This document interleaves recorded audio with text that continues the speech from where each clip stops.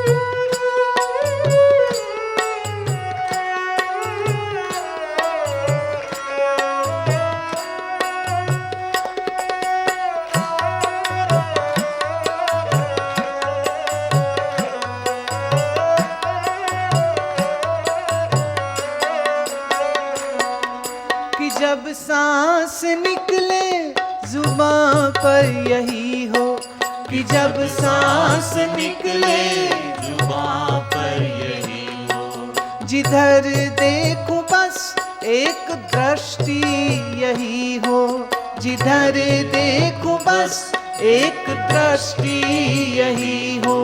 है केवल यही शांति सुख का सरोवर, है केवल यही शांति सुख का सरोवर। हरि ओम तत्सत, हरि ओम तत्सत, हरि ओम तत्सत, हरि ओम तत्सत।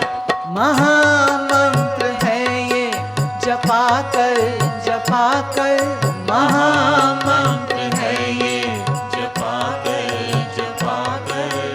हरि ओम तत्सत, हरि ओम तत्सत, हरि ओम तत्सत, हरि ओम तत्सत। महामंत्र है ये जपा कर महामंत्र है ये जपा कर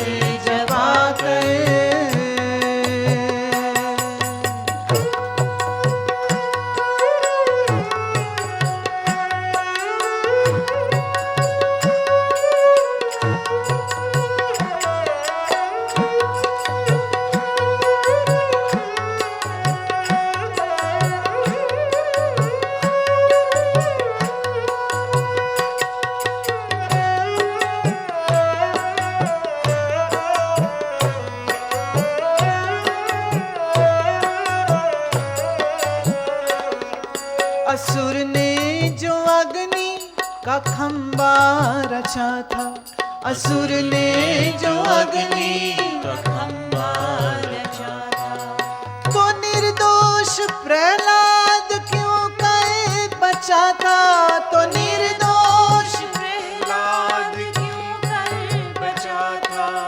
थे कौन से शब्द उस वक्त जुबां पर, थे कौन से शब्द उस वक्त जुबां पर। हरि ओम तत्सत, हरि ओम तत्सत, हरि ओम तत्सत, हरि ओम तत्सत। महामंत्र है ये जपा कर महामंत्र है ये जपा कर महामंत्र है ये जपा कर